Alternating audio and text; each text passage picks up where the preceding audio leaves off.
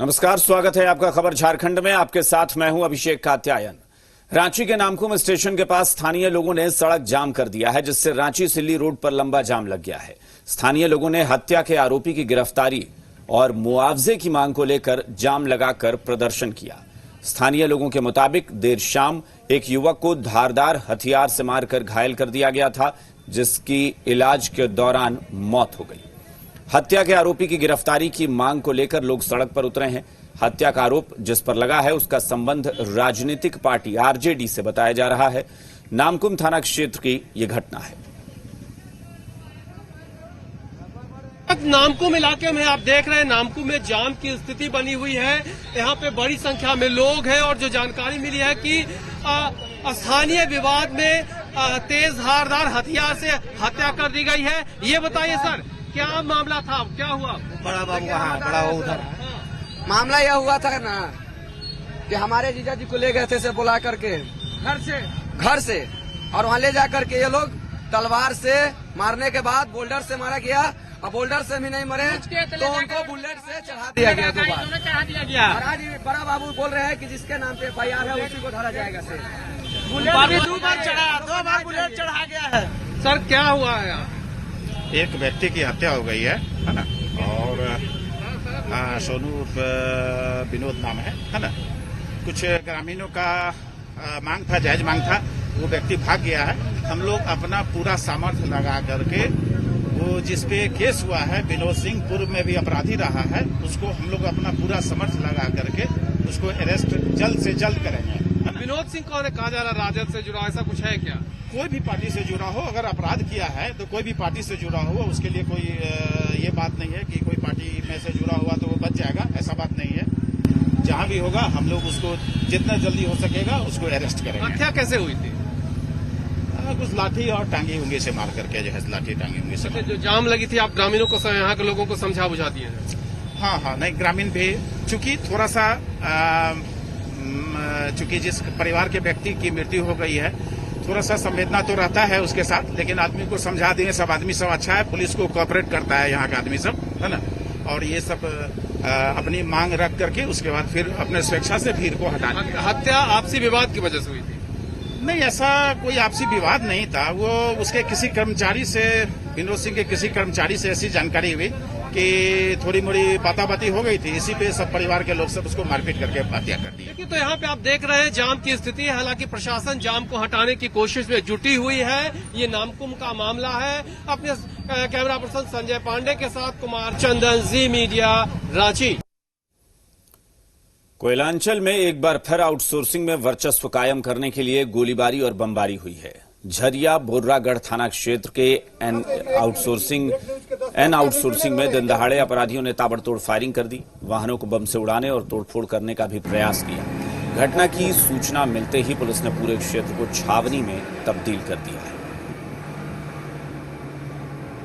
जो भी घटनाएं हुई है वो निंदनीय है। हम लोग इस पर कड़ी कार्रवाई करेंगे। अभी घटनास्थल से हम लोग पर्चे बरामद हुए हैं और जो भी शीशा टूटी हुई थी वो सब चीजों की जांच की जाएगी। अब वो बार हम लोग बोल नहीं सकते, हम लोग बाहर से काम, हम लोग क्या बोल सकते, उसके बारे में हमको जानकारी नहीं है। अब हमसे ज्यादा अच्छा पुलिस यहाँ जानती, पुलिस अपना देख कर देखे। शायद अब देखो बम फेंके उनसे, उनकी मंसूबा तो यही लग रहा है कि गाड़ी मशीन में कुछ आग वाग लगाने को उसने तय करके। धनबाद में मुहर्रम का झंडा लगाने के दौरान हादसा हुआ। हाई टेंशन लाइन की चपेट में आए 3 युवक, एक की मौत हो गई और 2 गंभीर रूप से घायल हैं। घायलों को स्थानीय निजी नर्सिंग होम में भर्ती कराया गया है। गोविंदपुर के अमलाटांड की यह घटना है। मौके पर पहुंची पुलिस ने शव को पोस्टमार्टम के लिए PMCH भिजवा दिया है।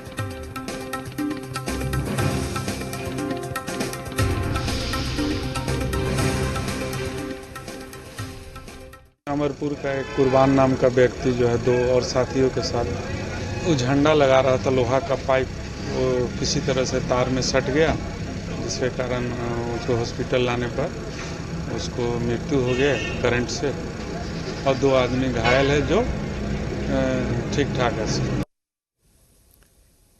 हजारीबाग में देर शाम नक्सलियों से मुठभेड़ हुई है। केरेडारी के बकचोमा जंगल में मुठभेड़ हुई। सीआरपीएफ 22वीं बटालियन और मिथिलेश महतो नक्सली दस्ते के बीच ये मुठभेड़ हुई।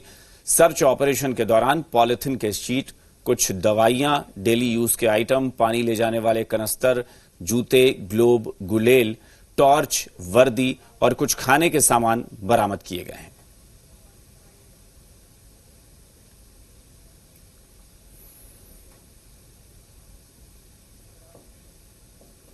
बोकारो में एक दफ्तर में नरमुंड मानव कंकाल रखकर काम किया जा रहा है। सीसीएल कथारा के एक क्षेत्रीय असैनिक पदाधिकारी कार्यालय के टेबल पर नरमुंड मानव कंकाल रखा हुआ है, जो इन दिनों चर्चा का विषय बना हुआ है।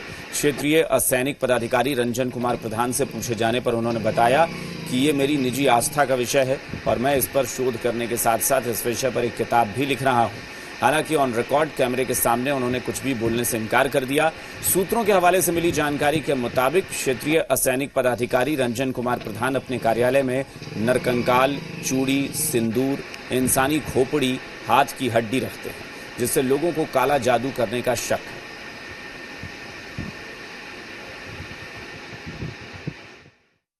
नरकंकाल इंसान का क्या बोलते हैं उसको, खोपड़ी, टिकुली, सिंदूर, आईना, कंघी, हाथ का हड्डी वगैरह कार्यालय में रखे हुए हैं। मैंने उनसे पूछा कि भाई ये क्यों रखे हुए हैं, तो कहते हैं कि मेरी आस्था है। झारखंड में कोविड-19 के तहत लगे लॉकडाउन और उसके नियमों को लेकर नई बहस छिड़ गई है। लालू यादव के बड़े बेटे तेजप्रताप यादव बिना क्वारंटीन हुए रांची से बाहर बिहार लौट आए। हालांकि तेजप्रताप यादव के खिलाफ एफआईआर दर्ज की गई है, जबकि बीजेपी के सांसद साक्षी महाराज को गिरिडीह से दिल्ली नहीं जाने दिया गया। इस पर सियासत गर्मा गई है। ये रिपोर्ट देखिए।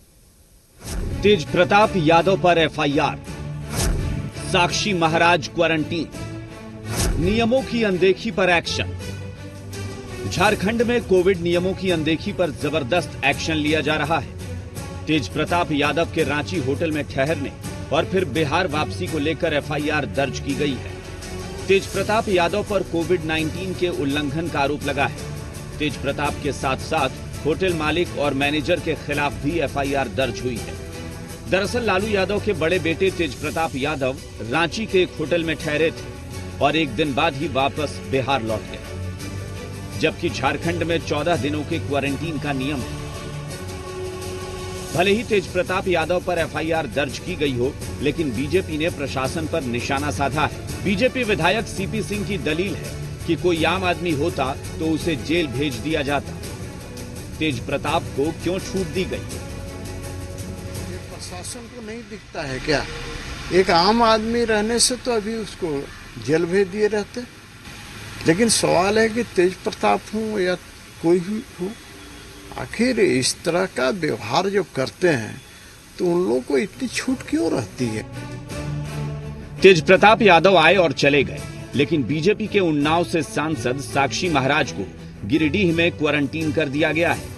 साक्षी महाराज गिरिडीह से वापस दिल्ली लौट रहे थे, तभी एसडीएम प्रेरणा दीक्षित ने पीरटांड थाना के पास उन्हें रोक लिया और क्वारंटीन कर दिया, जिस पर साक्षी महाराज ने आपत्ति जताई है। अगर यहाँ कोई नियम कानून बन गया था तो झारखंड का डीजीपी या प्रमुख सचिव झारखंड या डीएम गिरिडीह या एसपी गिरिडीह मेरे फैक्स पर तुरंत मुझे कहते कि आप यहाँ नहीं आ सकते, मैं नहीं आता। तेजप्रताप और साक्षी महाराज पर कोविड-19 के नियमों की अनदेखी को लेकर एक्शन लिया गया है। हालांकि तेजप्रताप पर एफआईआर को लेकर झारखंड सरकार अपनी पीठ थपथपा रही है। झारखंड सरकार के मंत्रियों की दलील है कि नियमों की अनदेखी करने वाले चाहे कोई भी हो, कार्रवाई होगी। आदमी की समझ बूझ, सूझबूझ इसी में कही जाती है कि नियम का, कायदे का, परंपरा का पालन करें। उसको उल्लंघन करके आपको कुछ मिलता नहीं है। हमारे दिशा निर्देश हैं, उनका उल्लंघन करेगा तो उन पर कार्रवाई होगी। और माननीय तेजप्रताप यादव जी ने भी इसका उल्लंघन किया होगा और उन पर विधि सम्मत कार्रवाई हो रही है। हालांकि झारखंड युवा आरजेडी के प्रदेश अध्यक्ष रंजन यादव की दलील है कि लॉकडाउन में अब लोग आवाजाही कर रहे हैं। तेज प्रताप भी सामान्य रूप से यहाँ पहुंचे थे। तेज प्रताप ने कोरोना जांच के बाद ही अपने पिता से मुलाकात की थी। रांची से वापस रात में लौटना संभव नहीं था, इसलिए वो यहाँ पर रुके थे। और जेल प्रशासन से उनको जेल मैनुअल के तहत आदेश मिला, तो जेल आदेश के तहत वो अपना कोरोना जांच भी कराए। जांच कराने के बाद वो अपने पिता का हालचाल लिए। वहीं बीजेपी सांसद को क्वारंटीन किए जाने पर झारखंड मुक्ति मोर्चा और कांग्रेस ने प्रतिक्रिया दी है। कांग्रेस के कार्यकारी अध्यक्ष राजेश ठाकुर की दलील है कि साक्षी महाराज को क्वारंटीन के नियम का पालन करना चाहिए, जबकि जेएमएम महासचिव सुप्रियो भट्टाचार्य ने कहा कि क्वारंटीन में क्या दिक्कत है। तो हम समझते हैं कि उससे कहीं न कहीं सांसद महोदय को बचना चाहिए और भारतीय जनता पार्टी को इसमें स्पष्ट कहना चाहिए कि कानून का पालन किसी भी शर्त पर करना चाहिए, वो चाहे सांसद हो चाहे कोई भी नेता हो। आपने देखा होगा पिछले दिनों जब इस तरह का विवाद, क्योंकि यदि कोई वैसे भी आता है, चूंकि 3 दिन तक का तो वर्क परमिट है, क्योंकि उनके पास निश्चित तौर पर वो परमिट नहीं होगा, इसलिए उनको क्वारंटाइन किया गया। तेज प्रताप यादव को छूट और साक्षी महाराज को क्वारंटीन किए जाने पर बीजेपी ने सरकार पर निशाना साधा है। बीजेपी प्रवक्ता प्रतुल शाहदेव ने कहा कि रांची आए लालू प्रसाद के पुत्र तेज प्रताप यादव पुलिस संरक्षण में 2 दिन तक घूमते रहे, लेकिन उन्हें क्वारंटीन नहीं किया गया। बीजेपी सांसद साक्षी महाराज को पुलिस ने बीच सड़क पर रोककर जबरदस्ती क्वारंटीन कर दिया। सरकार की दोहरी नीति स्पष्ट है। वहीं गिरिडीह के पूर्व विधायक ने भी सरकार पर निशाना साधा है। 60 गाड़ियों के काफिले से रांची घुसते हैं, लेकिन पुलिस उन्हें कुछ नहीं करती और वो 2 दिनों तक पुलिस के संरक्षण में घूमते हैं पूरे शहर में। और इसके अतिरिक्त उनके समर्थकों के द्वारा रिम्स परिसर में जमकर उत्पात मचाया जाता है, लेकिन पुलिस उन्हें क्वारंटाइन नहीं करती, जबकि वो बिना परमिशन के आते हैं। उनके जाने के बाद महज एक छोटा सा औपचारिक FIR कर दिया जाता है। इसके उलट भाजपा के सांसद और धर्मगुरु साक्षी महाराज जब झारखंड आते हैं तो पुलिस के द्वारा बीच सड़क पर उन्हें जबरदस्ती रोका जाता है। लेकिन जब वो आए, हम मिलके वो जा रहे थे वापस, ऐसे में क्वारंटाइन एक राजनीतिक साजिश का परिणाम दिखाई पड़ता है। तेज प्रताप यादव और साक्षी महाराज पर एक्शन को लेकर अब सियासत 2 धुरी में बंट गई है। सवाल उठ रहे हैं कि तेज प्रताप को आखिर छूट क्यों मिली, जबकि साक्षी महाराज को क्वारंटीन किया गया है। रांची से चंदन और सौरभ के साथ गिरिडीह से मृणाल की रिपोर्ट, जी मीडिया। झारखंड सरकार ने अनलॉक 4 के लिए गाइडलाइन जारी कर दी है। अनलॉक 4 में होटल, लॉज खोलने की इजाजत दे दी गई है। वहीं अब सूबे में स्थानीय बस सेवा शुरू करने की भी इजाजत दी गई है। झारखंड में मॉल को दोबारा खोले जाने का भी निर्णय लिया गया है। अनलॉक 4 में बार, शिक्षण संस्थान, धार्मिक स्थल, सिनेमा, सामाजिक खेलकूद के कार्यक्रम, सांस्कृतिक कार्यक्रम, ऑडिटोरियम, अंतर्राज्यीय बस की सेवाओं को छोड़कर बाकी सभी आर्थिक गतिविधियों की छूट देने की घोषणा की गई है। झारखंड में अनलॉक 4 को 30 सितंबर तक बढ़ाया गया है। अनलॉक में मिली छूट से झारखंड चैम्बर, बस संचालक और नाई संघ ने मुख्यमंत्री को धन्यवाद दिया। करीब 6 महीने बाद कारोबार शुरू होने से व्यवसायियों के चेहरे पर खुशी देखने को मिल रही है। 1 सितंबर से राज्य में बसें चलेंगी, शॉपिंग मॉल खुलेंगे, होटल और सैलून भी खुल जाएंगे। दूसरे राज्य से आने वाले परीक्षार्थियों का एडमिट कार्ड एंट्री पास माना जाएगा और क्वारंटीन से भी छूट मिलेगी। वहीं राजनीतिक, सामाजिक, धार्मिक समारोह, मेला और जुलूस पर रोक रहेगी। अनलॉक 4 को लेकर मुख्यमंत्री हेमंत सोरेन ने कहा कि लोगों को खुश होने के साथ साथ सरकार के द्वारा संक्रमण से बचाव के लिए जो उपाय बताए गए हैं उस पर अमल भी करने की जरूरत है। यही सभी लोगों से मेरा अनुरोध होगा। साथ ही मुख्यमंत्री ने कहा कि इसके लिए भी तैयार रहें कि अगर फिर से हालात बिगड़ते हैं तो फिर से लॉकडाउन की स्थिति हो सकती है। अगर इस बात के लिए खुश हैं तो खुश होने के साथ साथ लोग जो सरकार के द्वारा इस संक्रमण से बचाव के लिए जो उपाय बताए गए हैं इस पर अमल करें, मेरा ये आग्रह अनुरोध होगा। लेकिन अगर स्थिति बिगड़ेगी तो हो सकता है कहीं ऐसा ना हो फिर से लॉकडाउन करने की स्थिति उत्पन्न। कोरोना संक्रमण के बीच झारखंड सरकार ने अनलॉक 4 के लिए नई गाइडलाइन जारी कर दिया है। अनलॉक 4 1 सितंबर से 30 सितंबर तक रहेगा और अनलॉक 4 में कंटोनमेंट जोन को छोड़कर बाकी इलाकों के लिए आर्थिक गतिविधि को शुरू करने की राज्य सरकार ने अनुमति दे दी है और इसके बीच गाइडलाइन का सख्ती से पालन किया जाएगा। लेकिन cinema hall, swimming pool, entertainment park, धार्मिक स्थल और पॉलिटिकल आयोजन की अनुमति अभी भी नहीं मिली है। हम इस वक्त आपको मोराबादी मैदान के पास जो पार्क है उस पार्क की तस्वीर दिखाने की कोशिश कर रहे हैं। ये पार्क अभी भी बंद है और आप देख रहे हैं कि पार्क की गतिविधियां बंद है और अंदर किसी भी लोग को जाने की अनुमति नहीं है। पार्क में प्रवेश अभी भी निषेध है क्योंकि राज्य सरकार की तरफ से अनुमति नहीं मिली है। यहाँ जो लोग हैं हम उन्हीं से समझने की कोशिश करते हैं। ये बताइए, पार्क अभी भी बंद है? हाँ, अभी बंद है। कोरोना की वजह से? कोरोना की वजह से।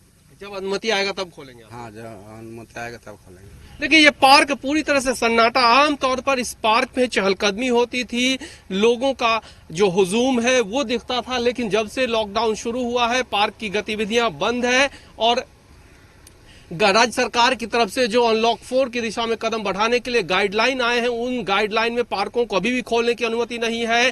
धार्मिक स्थल पे कार्यक्रम और राजनीतिक कार्यक्रम, पॉलिटिकल गतिविधियों को अभी भी करने की अनुमति नहीं मिली है। अपने सहयोगी कैमरा पर्सन संजय पांडे के साथ कुमार चंदन, जी मीडिया, रांची।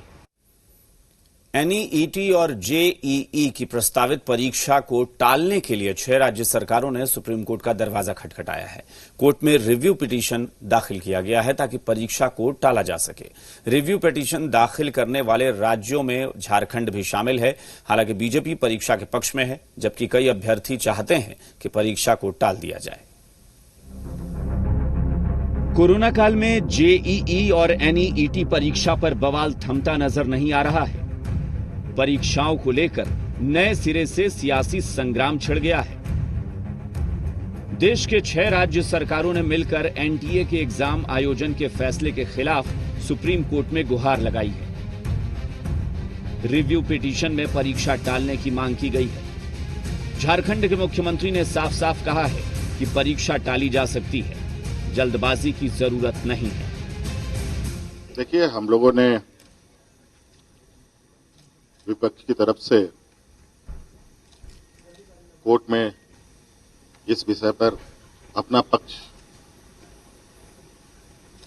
रखा है। एक रिव्यू पिटीशन भी डाला गया है। अब उसकी सुनवाई होगी, उसके पश्चात ही क्या होगा बताया जा सकता है। झारखंड सरकार के वित्त मंत्री रामेश्वर उरांव की दलील है कि अभ्यर्थी इस कोरोना काल में परीक्षा देने कैसे जाएंगे। कोई व्यवस्था नहीं है। अगर बाहर रह रहे हैं, बिहार के लोग आना चाहते हैं यहाँ देने के लिए, उनका सेंटर पड़ गया तो ट्रेन नहीं चल रही है, बस नहीं चल रही है, और कैसे आएंगे छात्र? और उनके छात्र आएंगे तो माता पिता आएंगे, कैसे आएंगे? कहाँ ठहरेंगे? वहीं झारखंड बीजेपी प्रदेश अध्यक्ष दीपक प्रकाश परीक्षा की वकालत कर रहे हैं। दीपक प्रकाश की दलील है कि परीक्षा को देखते हुए छात्रों के लिए आवश्यक इंतजाम किए गए हैं। छात्रों के भविष्य को ध्यान में रखते हुए राज्य सरकार गंभीरता से विचार करे। छात्र का भविष्य राज्य के भविष्य के साथ जुड़ा हुआ है, इसलिए यहाँ के लोगों को रोजगार मिले। बीजेपी प्रवक्ता कुणाल सारंगी ने झारखंड सरकार पर निशाना साधा है। उन्होंने कहा कि राज्य सरकार का दोहरा चरित्र दिखता है। झारखंड कैबिनेट प्रायोजित विरोध कर रही है। कुछ लोग अपने राजनीतिक एजेंडे को आगे बढ़ाने के लिए छात्रों के भविष्य के साथ खेलने की कोशिश कर रहे हैं। इसलिए राज्य सरकार अपनी नाकामी को छुपाने के लिए परीक्षाओं का सहारा न ले। जब आप मॉल्स को खोलने की अनुमति दे रहे हैं, दुकानों को खोलने की अनुमति दे रहे हैं और धीरे धीरे अनलॉक की ओर देश बढ़ रहा है, तो हमें कोरोना वायरस की सच्चाई को स्वीकार करते हुए कैसे जीवन की बाकी चीजें उसके साथ आगे बढ़ेंगी, एसओपीज का हम पालन कैसे बेहतर तरीके से करवा पाएंगे। जेईई और एनईईटी की परीक्षा होनी चाहिए या नहीं, इस मुद्दे पर छात्रों की अलग अलग राय है। कुछ स्टूडेंट्स परीक्षा टालने की मांग कर रहे हैं। कईयों के तो फैमिली में इश्यूज चल रहे होंगे, तो गवर्नमेंट को हर चीज कंसिडर करके करनी चाहिए थी। स्टूडेंट की कंडीशन अभी बहुत इम्पोर्टेंट है, हम फ्यूचर हैं भारत का। अगर हमारा ही हेल्थ इम्पोर्टेंट नहीं है तो फिर अभी तुरंत ही एडमिट कार्ड आया और बहुत सारे ऐसे बच्चे हैं जिन्होंने ये सोच लिया था कि एग्जाम नहीं होगा या फिर पोस्टपोन्ड हो जाएगा, उनको अब सडन एग्जाम देना पड़ रहा है। तो इसको अभी इतने जल्दी तो नहीं। भले ही NEET और JEE की परीक्षा को लेकर सियासी अग्नि परीक्षा चल रही हो, लेकिन सरकार के रुख से लग रहा है कि परीक्षा हर हाल में होगी। हालांकि अभी सुप्रीम कोर्ट के पाले में गेंद है। देखना होगा सुप्रीम कोर्ट रिव्यू पिटीशन पर सुनवाई करता है या फिर खारिज करता है। चंदन, जी मीडिया, रांची। रांची में मुख्यमंत्री हेमंत सोरेन ने राज्यपाल द्रौपदी मुर्मू से औपचारिक मुलाकात की और उन्हें पौधा भेंट किया है और कर्मा पर्व की बधाई दी।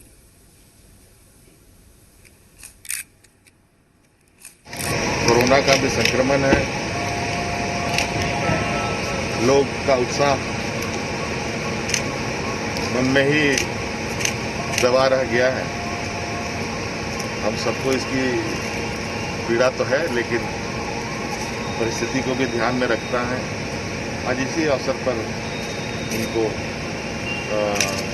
उनसे हम मिलने आए थे और कर्मा की भादो एकादशी के दिन मनाया जाने वाला कर्मा पर्व राजधानी रांची के साथ साथ पूरे सूबे में धूमधाम से मनाया गया। कोरोना वायरस के संकट को देखते हुए सीमित लोगों की उपस्थिति में त्योहार मनाया गया। इसे लेकर रांची के चडरी सरना समिति में जबरदस्त तैयारी हुई।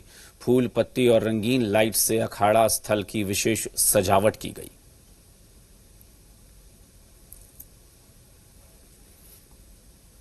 भाई बहन का त्योहार कर्मा की धूम कोयलांचल धनबाद के ग्रामीण क्षेत्रों में भी देखने को मिली। कोरोना संक्रमण को लेकर जारी लॉकडाउन के कारण बड़े आयोजन नहीं हुए, लेकिन धनबाद के गली मोहल्लों में कर्मा की धूम रही। गलियों में कर्मा गीतों पर बहनें झूमती दिखीं। धनबाद के गोविंदपुर, खिलकनाली, सराय ढेला, मनई टांड, धैया समेत बलियापुर, निरसा, बाघमारा आदि इलाकों में कर्मा की धूम मची रही।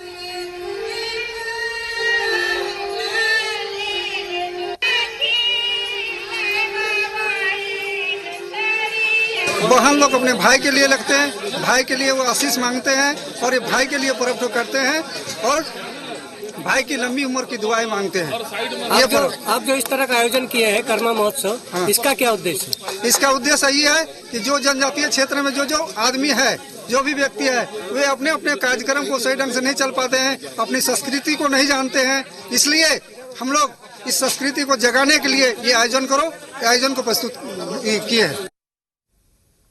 इन्हीं खबरों के साथ इस बुलेटिन में फिलहाल इतना ही। बने रहिए जी बिहार झारखंड के साथ। नमस्कार।